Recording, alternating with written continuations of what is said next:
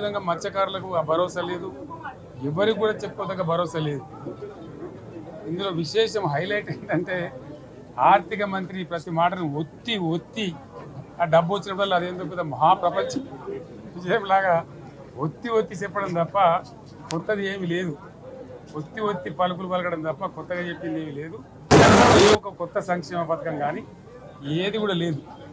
మహిళల పట్ల కూడా చాలా స్పష్టంగా చెప్పాల్సిన అవసరం ఉండే, కానీ వాళ్ళు మేము 1,00,000 కోట్లు ఇస్తాం అన్ని రుణాలు, ఆ రుణాలు వీలేదో ఇస్తున్నట్టుగా ఆల్రెడీ ఉన్న స్కీమే, నథింగ్ న్యూ అబౌట్ ఇట్, ఏమి లేదు.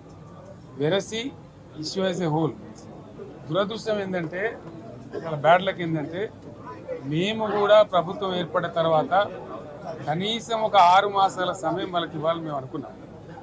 నేను కూడా శాసనసభకు పెద్దగా రాలేదు, కానీ ఈరోజు బడ్జెట్ చూస్తే ఏ ఒక్క పాలసీ ఫార్ములేషన్ జరగలేదు. రాష్ట్రానికి సంబంధించినటువంటి ఏ ఒక్క విషయంలో కూడా ఈ అర్భక ప్రభుత్వం ఇప్పటి వరకు పాలసీ ఫార్ములేషనే చేసినట్టుగా కనపడతలేదు.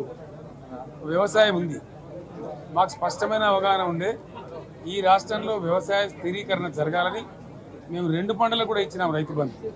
వీళ్ళు ఎగ్గొడతామని చెప్తా ఉన్నారు.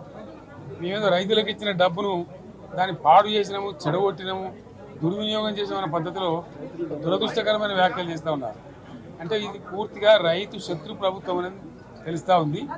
ధాన్యం కొనుగోలు చేయలేదు, విద్యుత్ సరఫరా చేయడం లేదు, నీళ్లు సరఫరా చేయడం లేదు, చాలా ఇబ్బందులు పెడతా ఉన్నారు.